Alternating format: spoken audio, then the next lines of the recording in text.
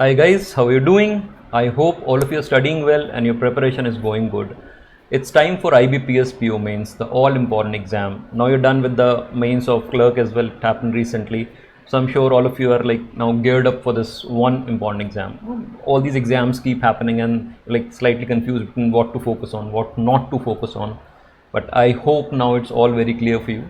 This is all about IBPS PO Mains now for the next 1 month or so. It's a little less than 1 month, about 4 weeks to go from here, and I'm sure all of you are looking forward to this all important exam. The result has not yet arrived, right, of the prelims exam, but you do not have to think about it. So do not think about the result. It should be there in a week or so, but we are not thinking about it. We are assuming that we are going to make it, and we start preparing for the main exam. After the result arrives, the time that's left for the main exam is not that much. It's cutthroat competition, you understand that, and you cannot afford to waste even a single day for it, right? So in this session I'm going to talk about 4 things very briefly in bullet points that you need to work on to ace the main exam. It's really important. I'll be very short, very crisp, not waste any time of yours. Just listen to it, try and absorb it, and then start working towards it. Let's go to the thing number 1. The most important thing right now for you is to switch on your problem solving mode. Now what is the meaning of that? Even in prelims you get a lot of problems, you get puzzles, you get DI sets, everything is a problem. No? The whole paper is a problem. So what is the meaning of this? This is different in the sense that when you look at let's take example of a prelims puzzle only. You look at it, you solve it. You just attack it, solve it in 2 minutes, 3 minutes, at the most 4 minutes. That is the maximum that you give to a prelims question. But here it is different. You can actually read it carefully, comprehend it, try and analyze it, think about it, then attempt it, and then mark your answer. The whole process can take as long as like 15-20 minutes for you if it's a large set in DI or reasoning, isn't it? So that way it's very different. This is problem solving. That is mostly spontaneous. You look at the question, you are conditioned to attempt it that way, you do it and you are done with it and you move forward. So here the exam is different. So don't get worried if some problems do take time. You have to just change gears like that. The preparation is not different. No? The syllabus remains largely the same, but here the type of questions that appear would be different. You are aware of that. So the way you attempt it would be different. It's like playing a test match vis-a-vis playing a T20, if you understand some cricket, right? So that's why it's different, but it's not going to bother you. You just adapt, you just change yourself, you just change gears, you just change your conditioning, and you'll be fine. So don't get worried if you're not cracking or don't seem to be cracking a puzzle in 2 minutes, 3 minutes the way you do in a prelims paper. No, it's okay. Give it 3 minutes. Even if you don't get any clue about it after 3 minutes, 4 minutes, leave it, go to another one, you'll find something. The cutoffs are not very high. The clerk paper was on the tougher side. We don't know about this. Don't worry about that as well. But the meaning is that it can be a tough question. It can be a tough paper. So do I need to worry? No, the cutoffs will go down. The cutoffs will go down. I just have to attempt very few questions. The problem is that say it's a 50-60 mark section and you can get a 10-15 or a 20. But after looking at the paper, many students get so troubled, get so bamboozled, they'll think, I don't know anything. And they will end up not getting even a 10 in that. Don't do that. Perform to your capability, ability, what you know. Just do everything in that and you would be there, you will make the cut most of the times. What I'm trying to say is just do whatever you can do. But at the same time, apply yourself, think about the problems, give it time, solve problems, and then you can do it at the time of the exam as well. That is how this will be different. Chase the expected question lines. Prelims, the paper is on the expected lines. Expecting this, expecting that, expecting 3 questions from here, 5 questions from there, 3. This can be different. So yes, it's good to know what appeared in the paper last year or the pattern of the paper. It's good, but be prepared for anything and you will have time for that. 3 hours, you do have 3 hours at disposal. Prelims is just 1 hour. So you do have time to think, analyze, make a strategy, and then attack it. Even at the time of the exam, not just before that, at the time of the exam. You have to think on your feet, look at the paper, look at the questions, and then decide what do I do in this particular type, in this particular question. So it's there. So don't chase the expected types thinking about this appeared last year, this is going to appear this year. No, it doesn't happen. Like it may happen, it may not happen. So know what appeared last year or the year before that, but don't expect similar questions. Be prepared to handle anything because you are in that problem solving mode. जैसी ball आएगी वैसे मारूंगा, like that. Can you think like that? One thing that you can focus on would be critical reasoning. It's important. So if say puzzles are tough, that section, critical reasoning can become a savior. It's important. It's not English.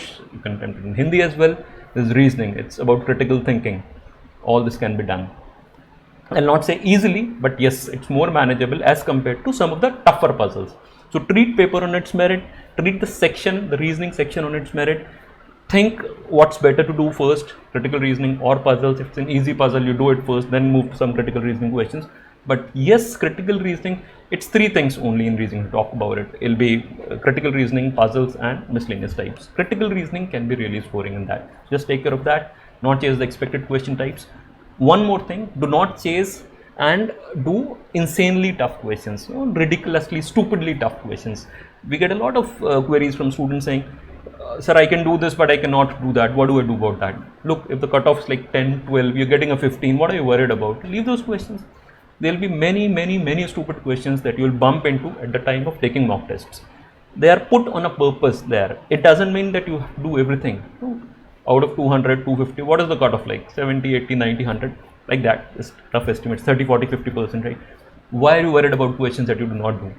Think about those questions first, or bother yourself about those questions first that you knew at the time of taking the test, but you could not attempt because you were not clear in your head, right? You get it? जो आप कर सकते हैं आपने नहीं किए, उनके बारे में सोचो. The ones that you think are beyond you because they are very tough, very calculative and all, just leave them, not required. This is not problem solving mode. Remember the word problem solving mode.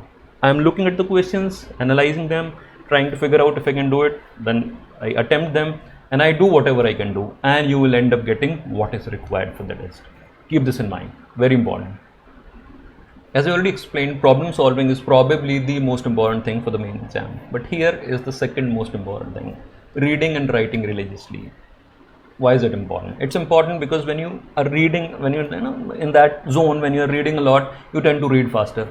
If you're reading faster, that's going to help you at the time of attempting the English questions, comprehension and all. That's going to help you in reading the overall thing a lot quicker. Right? If you're reading a tougher DI set, a lengthy DI set, or a lengthy puzzle, if you're reading fast, that's going to help you. If you can comprehend quickly, that's going to help you, isn't it? So comprehension, the utility of comprehension is not just restricted to attempting the RC questions. No, it will help you if you can understand a puzzle faster, isn't it? A DI question faster, a lengthy set faster. So it's going to help you. So what do you have to do for the next 1 month, so whatever time left? And in fact, it's a good habit. You can just keep doing it even after that. Just read a lot. Right? Devote some time to reading. Start enjoying reading. उसे पढ़कर कुछ भी पढ़कर अच्छा feel किया करो. I like reading and your comprehension goes up. Apart from doing all the RC techniques and things that your teachers have told you, keep doing that, but try and enjoy reading. Apart from reading, I told you the utility. Start writing. Why is writing required? There's a writing task, right? So start reading, start writing. Try and simulate the exercise. So use a timer while you are writing. So don't just write or scribble anything on a piece of paper. Since you are required to type in your exam, just type. Time it. So if it's half an hour, just put a stopwatch or something like that, or an alarm after half an hour. Time it. 30-minute exercise, I'll do it in 30 minutes, right? Those two tasks, a letter and an essay. Give yourself random topics like that, one essay, one letter, sit for 30 minutes, time it, and then evaluate it after that. Do it, it's important. Many people do not realize the importance of this because they think I'm good at writing and so I can write at the time of the exam. Good, you're good at writing, but if you do this exercise 10-15 times before the exam, that's really going to hold you in good stead. You'll feel very comfortable. You'll be conditioned to do it in 30 minutes. Otherwise, what tends to happen, even if you're a good writer, is that at the time of the exam, you'll feel I did not do justice to my essay. I could have written one paragraph more. I wanted to write one paragraph more, but I was short in time. It happens with a lot of people. Ask them, taking the exam previously. So do it. Start reading, read a lot, attempt RC questions. Needless to say, you'll be doing that, mock tests and everything, right? Apart from it, some ledger reading, general awareness and all, it's going to help you. Reading helps in general awareness as well. And writing. Writing specifically in that mode in which you give yourself a 30-minute slot, write an essay, write a letter, take topics randomly, or the lists are there already on the internet through which you can take one lead topic, one essay topic, take it down, 2 topics, write in 30 minutes and then evaluate it. If you want, you can self-evaluate it, or you can give it to a friend. You can evaluate your friend's essay, and most of the times you'll realize that you do not even need a teacher for that, for evaluation. You read it, you will realize I made this mistake, I made that mistake. Letter in any case is easier. The format and all is the most important thing. For essay, yes, there are some things, but most of which you can also do it on your own. If you've done well on one particular day as compared to the day before, you will realize, no, I've written better today, isn't it? So just, if you have somebody who can evaluate it for you, wonderful. If you do not have anybody, still evaluate it for yourself and you would still improve, right? So take it very seriously. It's really important. Read and write for the next 4 weeks. General awareness, it's really important. It's very important because it can give you quick marks, it can give you easy marks. You do not need to solve any problems, and if you know the answer, you can straight away mark the answer, isn't it? It's simple. It's not that simple. There is no syllabus for it, and it's very vast. What do you do with general awareness? If you ask me what is to be done, I'd say last 6-8 months is safe. It's very safe, but then it keeps on changing. I would say that you'll have to go in the reverse order. So start with the recent first, the most recent first. So last 1 or 2 months would be the most important part for you, and then you can keep going backward. Do it like that. The more you do, the better it becomes for you, especially when the exam is closing in. So if you do general awareness today, the retention might not be that great as compared to you doing it 3 days before the exam. Having said that, I'm not saying that you started 3 days before the exam. It will be close to impossible. Now is the right time. You start revising your PDFs and lectures and notes and everything, whatever you've made. Whether you need lectures or not, it's I don't know, different things work for different people. But even if you're attending somebody's lectures for general awareness, I would say that you attended at some speed, 1.75x, 2x, whatever works for you. It should not happen that for 100 data points you are wasting 90 minutes of yours, whereas you can read the same data points in a time span of 10-15 minutes through a PDF. So whatever works. If you think that watching videos, sessions does help you, do it. If you think PDFs do help you better, go through PDFs. There is not much to understand in general awareness for bank exams, at least. For bank exams, general awareness can be of different types, right? But for bank exams, general awareness is not such for which you'll need to understand many things. So for that particular reason, I would say that if you are more comfortable reading the notes and PDFs and all, that would be the quickest way of going through the maximum content. If there is a particular teacher whose style is good, you like him, teaches more, talks less, then you can obviously go to the teacher and do it really quickly, but do it in speed. Whatever works, that is the mantra, whatever works for you, but it has to be really quick. Do not compromise on the quality, the content for entertainment, right? I hope you understood what I'm saying.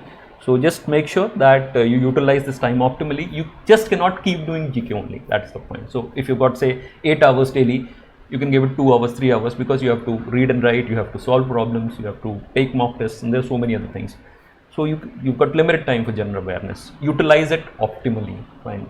Whatever mode works for you, stick to it. Just make sure that you're doing it regularly. Last 1 or 2 months, it's extremely critical. For people who are non-GK people, there are people who say, I hardly do any GK. Last 1 or 2 months, even you should do. It will hold you in good stead, it will give you better marks, right? This is really important. Do not forget to do it. Do not go unprepared in general awareness time of exam. It will be really bad. And last but not the least, the mock tests. They're really important, very important. Mock test for mains would mean 3-4 hours while taking the test, another 3-4-5 hours analyzing the test. Depends on you, but yes, roughly like that. So many people tend to skip mock tests. In fact, you would have heard some previously successful candidates talking about it. I didn't take any mock tests. So is it a good strategy? No.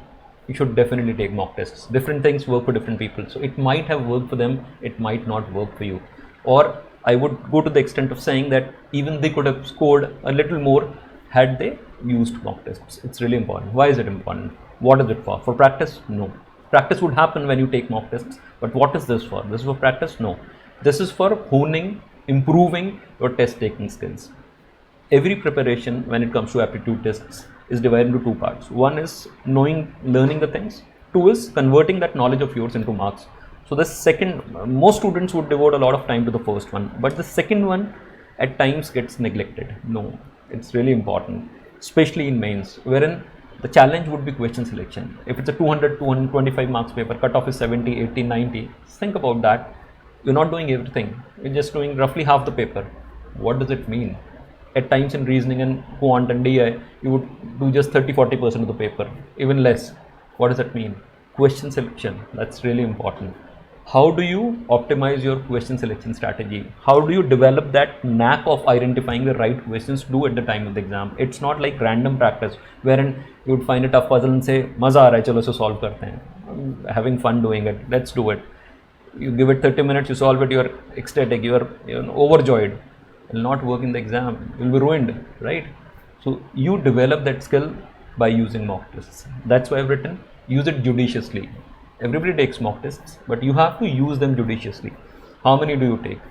Every alternate day, once in 2-3 days would also do. But before the exam, from this stage at least, you can take 10 mock tests, 10, 12, 8, whatever number works for you. If you're very well prepared, you've got time, you can take 15 as well. More than that is not required, especially for mains, not really required. It's not a speed test.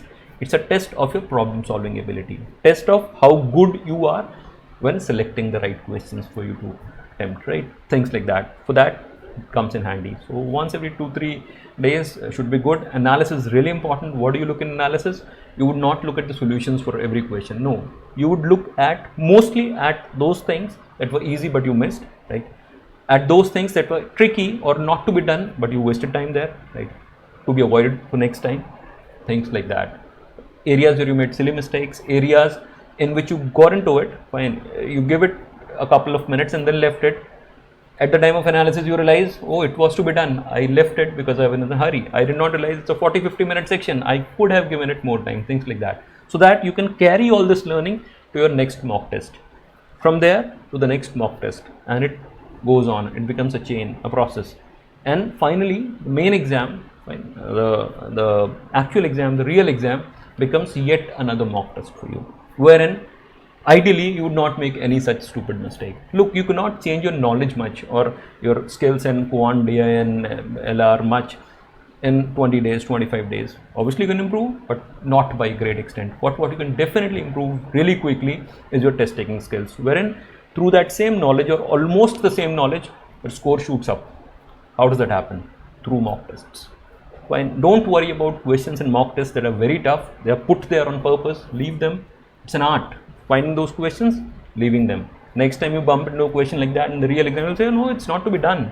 So don't worry about tough questions, calculative questions, language questions. No, it's not to be done. It's there. I cannot do it in 15-20 minutes. It's not to be done. Why are you worried about that? It's like, you worrying about lifting 20 kilogram dumbbells when you cannot lift even 3-4 kilograms. You get the point. You're not even getting 10 in quant and you're worried about that tough DI set. Why are you worried about that? You should be more worried about attempting the relatively easier problems and just doing everything. Try this out. Just make sure that you analyze every mock test. When you analyze the next mock test, just look at the questions that you could have attempted but did not attempt because you could not decide or you could not make the right selection at the time of attempting the paper. The scores will jump. Do it. It's a very important exercise. As important as revising, as important as reading, writing, doing general awareness, doing those data points, everything, it's as important. It will make sure that your score jumps, especially in problem solving areas. This doesn't work for GK and all. GK, you have to know the data points. If you know it, you'll mark the answer, right? But when it comes to especially reasoning and quant DI, whatever you call it, it's important that you're able to choose the right questions. Do them without making any silly mistakes. Mark the correct answers.